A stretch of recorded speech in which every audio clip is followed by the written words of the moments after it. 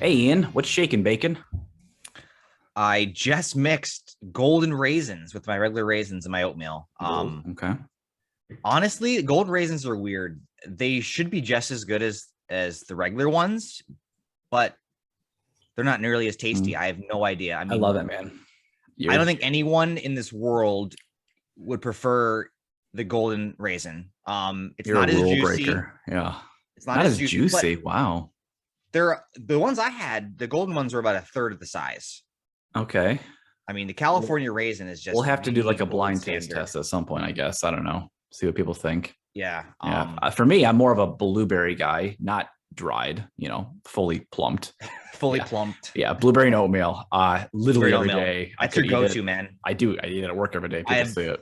I've never seen you not eating blueberry and oatmeal in the same Pyrex container. You're just Oh, it's perfect. man Little of the splash of classics. water from the cooler, 30 seconds, Yeah. maybe a minute in the microwave, boom, good to go. The thing is, though, word of warning, I can't tell you how many times I've like spilled blueberry juice. I don't know what the right word is, onto important Innards. documents and or my shirt. But that's That's one kind of the of worst things to spill in anything, right? it just pops, boom. I'm like, I mean, darn it, every time. do But a top five list of things you don't want to spill. it's Blueberry juice is probably going to be the third one, not gonna but stop not me. steel cut, right? We're not steel cut Nope. guys. I tried it years ago. I was on a steel cut kick. I don't know, thinking it was like Cut kick. healthier maybe, but it's not. They Honestly, say it's healthier. It's it's the a same dang thing. it's a lazy cut. I don't have a week So for you to cook it. I mean, I don't have 6 hours oh to cook it. yeah, and I mean, you chew. you're So still chewing that one time you had it. I mean, for me, I have 5 minutes that I allot for oatmeal. I yeah. have the 1 minute instant, and then I have the 5 minute that's a little bit of a better cut, so to Yeah, speak. I don't need That's it. instant. I don't want mush. I'm not a baby, but Baby, no, just a young adult, I guess. yeah, Right? okay, that's enough about oatmeal. Anyway, Yeah. Ian, So let's get to our topics. what are our three topics? What do we got?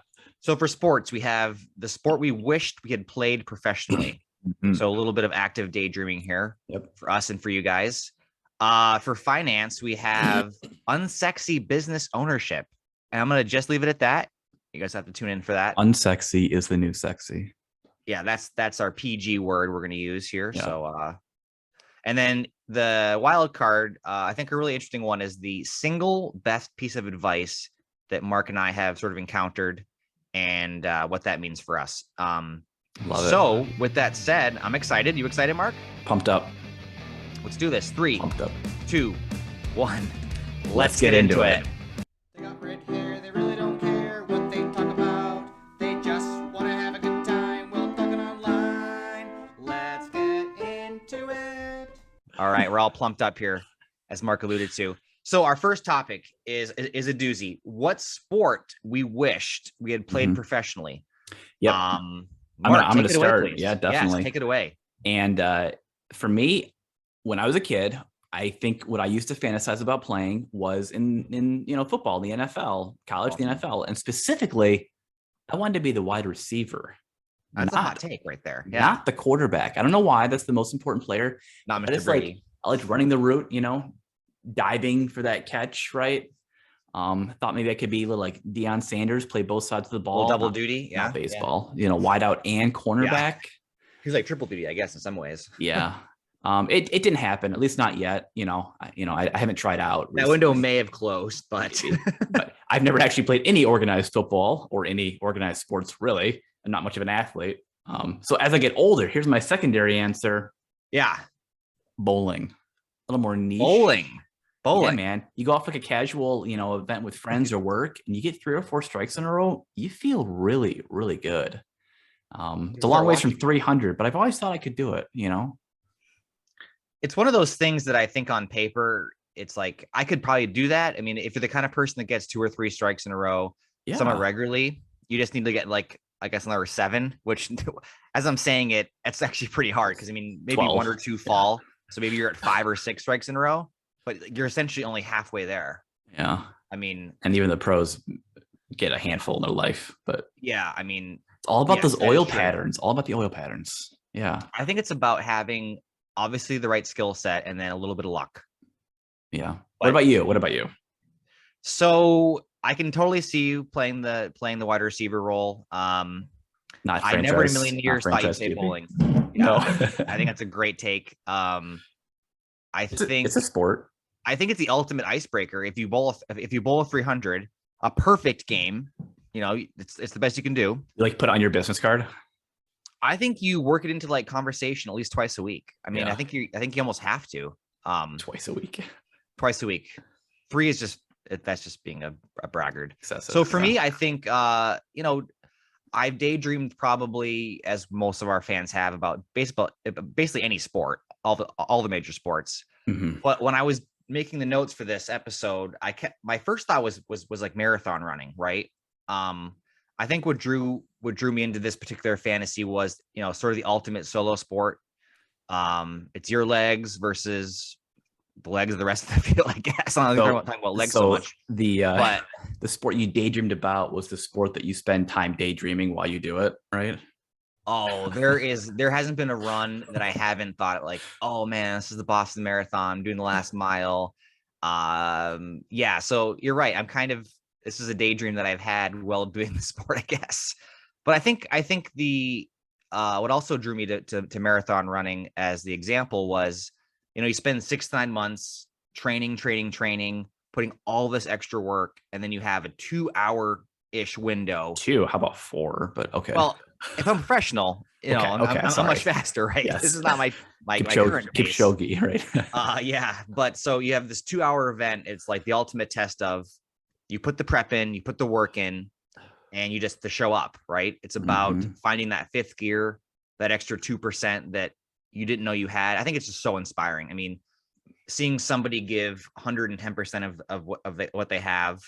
Every sports movie ending with a slow motion final sprint.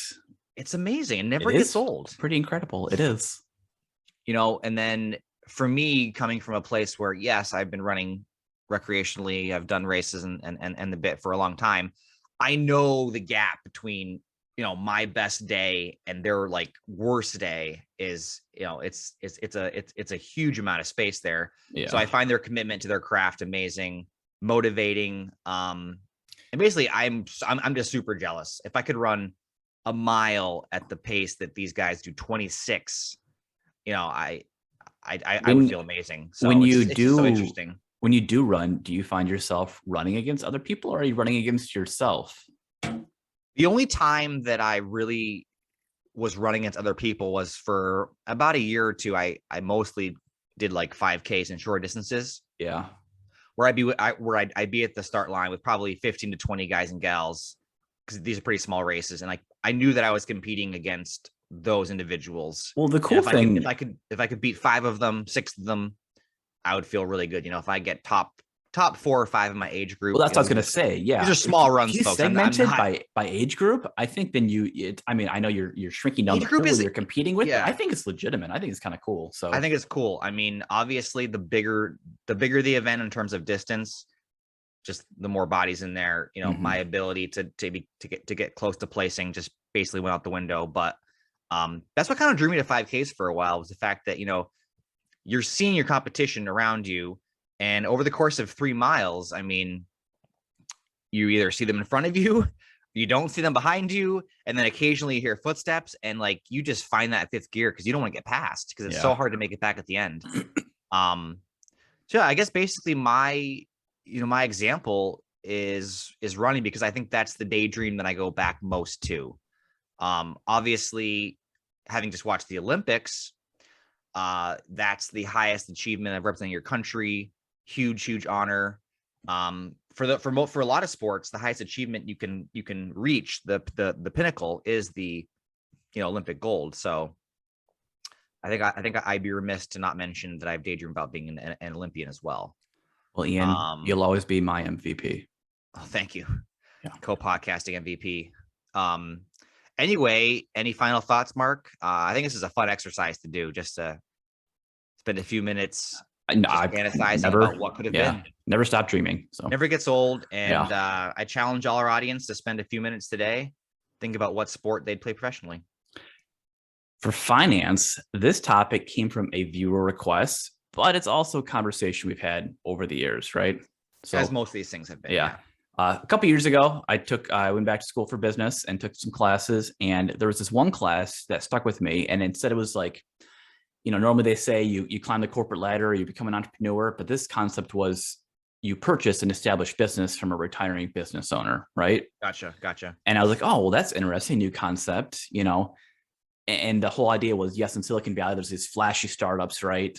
VCs are pouring money into the latest, Google, Apple, Roblox, whatever. Billion. But maybe here in the Midwest, you're a family man looking for a steady income. You should look at unsexy businesses. Unsexy, air quotes. Yeah, the reasons being, stable, recurring revenue models, so why established brand, and essential to everyday life, right? Yeah, I think those are 3 really good bullet points. And before you kind of giving some examples, I'll jump in here. I think that there's kind of this adage, there's riches and niches. Mm-hmm. There's the person that sells bandanas on eBay, and Yes. oh, that's a silly product. Who wants a yellow bandana? But there's team building activities. There are people that are doing mock amazing races. There are a lot of opportunities where someone's going to buy 3 to 5 bandanas.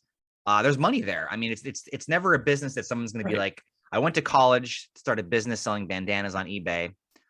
But I think it's pretty interesting. I think you're right, Mark. There's always the draw to create the next life-saving or life-changing device. I think that's kind of the humanness in us. It's the fantasy, it's the daydream, right?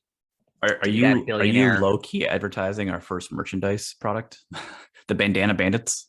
The bandana bandits. I love that. And just yellow. Only yellow. That's all I said is yellow. There's no other colors, folks. But I think there's always going to be a need for, someone's furnace to be fine-tuned.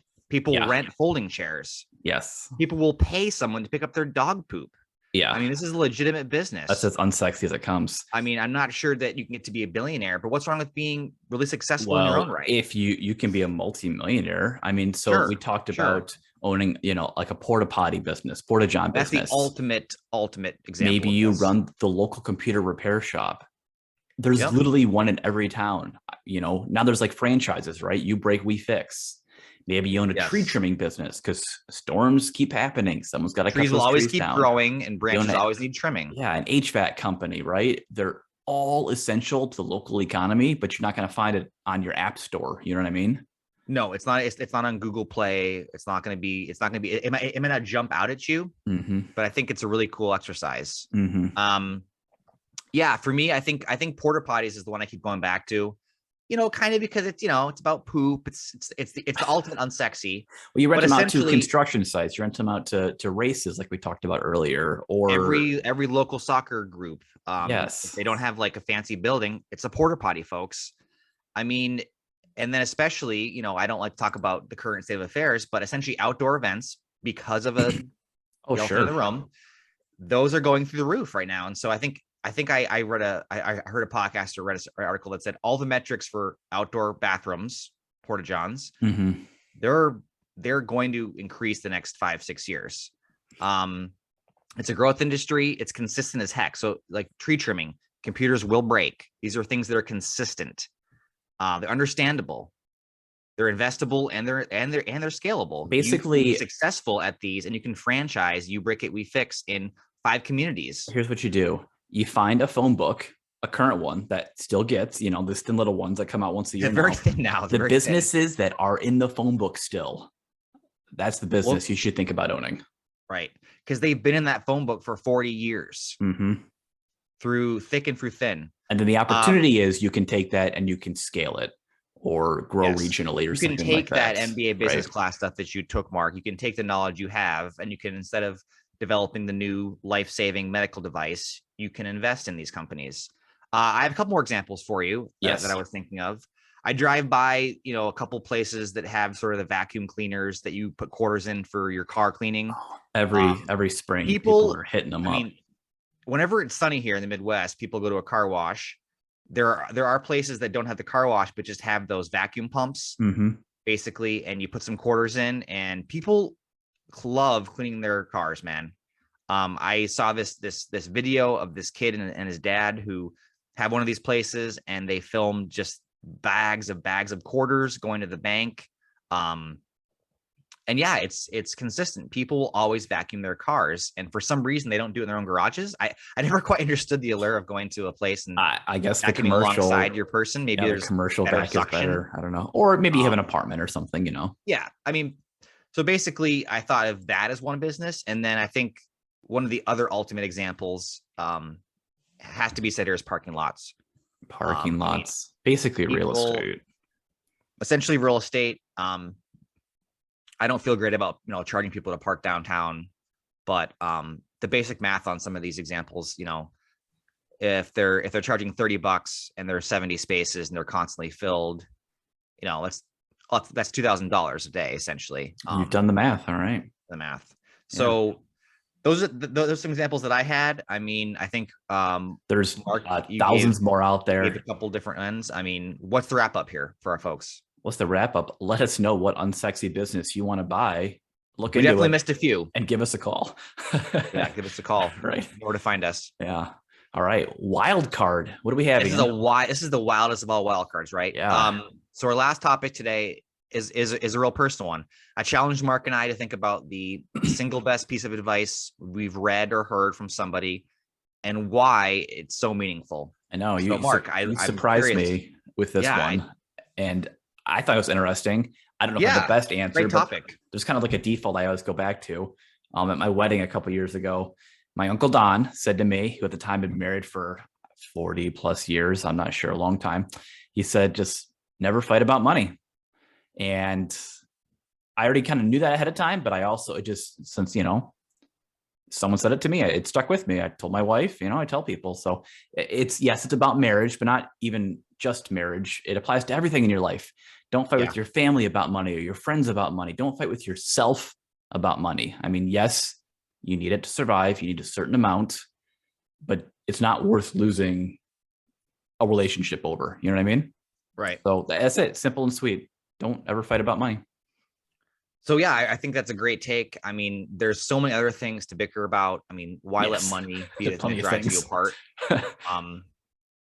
Yeah, I mean, for me, I have kind of a couple different things going on, but the one that I come back to, honestly, 3 times a week, very specific number, not 4 or 2, 3 times a week, is the simple adage, you can always choose to be kind, right? Choose it's kindness. Wonderful, especially there's a bunch of different variations of this, but it's almost, I think a couple years ago, I either heard it or read it or somebody said it to me.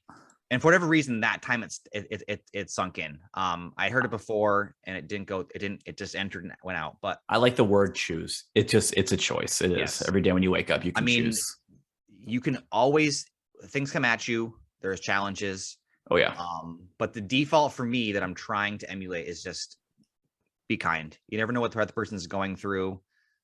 Choosing to do kindness is never going to backfire. I'm saying that right now. It's never going to backfire.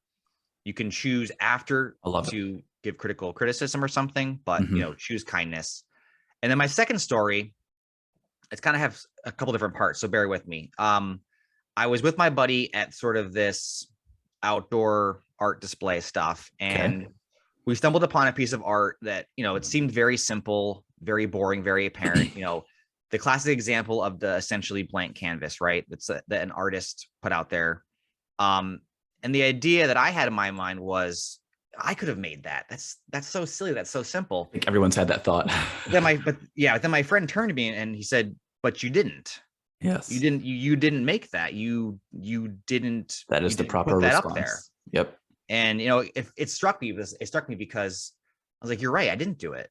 I didn't do anything. I'm just looking at this and spouting some nonsense about I could have made it, or it's silly, judging and critiquing it." So this podcast, this labor of love, is something that for years I thought about doing, and I just didn't do it. I didn't make the piece of art. I didn't create the sculpture. So that was about 10 years ago when I had this moment with this art. And now you, Mark, you've pushed me to create something, to get in my comfort zone, to get into the arena. And probably a few months ago, Mark, we were talking about, I mean, what else? Podcast, probably. Right. And in the lunchroom. You mentioned this man in the arena speech that Roosevelt gave. Teddy. And yeah, Teddy. Thank you. I had Roosevelt in my notes. I didn't have enough detail there. And, you know, I want to kind of share a little bit about that speech because I think it ties back into creating something, being vulnerable, putting yourself out there, getting into the arena. So Roosevelt rallied against cynics who looked down at men, Mark and I, who were trying to make the world a better place, right? He said the poorest way to face life is to face it with a sneer. That's so awesome. I love the word sneer. You can like make a sneer as you say it. It's just like a grit, right? Like yes. A readiness to criticize work, which the critic himself never tries to perform. All these are marks, not of superiority, but of weakness. Mm-hmm. So that's kind of the first part. That's kind of the preface. And then, I mean, Roosevelt just launches into this freaking amazing piece of writing. The credit belongs to the man who is actually in the arena, whose face is marred by dust and sweat and blood, who strives valiantly, who errs, who comes short again and again, who at the best knows in the end the triumph of high achievement, and who at the worst, if he fails, at least fails while daring greatly, so that his place shall never be with those cold and timid souls who neither know victory nor defeat. I got shivers, Ian. Yeah, I mean, look at my arm there. Every time. I mean, yeah, and it sounds so. We could do a whole podcast just on that. We could break it down. That. You could write papers on it. But I mean, this came late to me in life. I literally just heard this speech from you, Mark. And I was surprised because you're like a historian, sort of. In I know. Way, but for some reason I had never encountered this piece of historical writing. Stuck with me for years. I don't know when I picked it up. Yeah, I mean, this podcast is it's words to live by. I think. It's our attempt to get in the arena, to push ourselves, to do something, to create something, and to learn from it. And man, it's been phenomenal. So my best piece of advice is be kind and get in that arena. Get in the arena. Get in that arena. With that, it's time for the takeaways. Yeah, wrap it up for us, Ian. So for sports, I've always felt like it was a great prompt for a daydream to think about what professional athlete I might even be for 30 minutes. Sounds like Mark wants the glory and fame of the NFL. Yes. And I want that sweet satisfaction of being the first to cross that finish line. The riches are in the niches, and not all that glitters is gold. Mm-hmm. And finally, a picture may be worth 1,000 words, but a single phrase can stick with you for a lifetime. There's power in words. So much power. Ian, as always, thank you for another great conversation. I love diving into these topics, and being in the arena here, the variety of topics that we discussed just really challenges us and makes us explore, different ideas and things we wouldn't normally investigate. Yeah, I couldn't say it better myself. I already look forward to our next audio encounter and encounters of the fifth time kind. Yeah, I think that, folks, it's a wrap. Yes. Like and subscribe. You know where to find us. And this has been Let's Get Into It.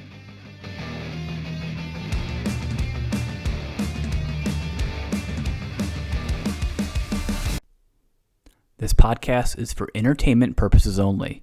The content in this podcast is not intended to be a research report, financial, or life advice, and does not constitute an endorsement of any product, service, individual, or organization.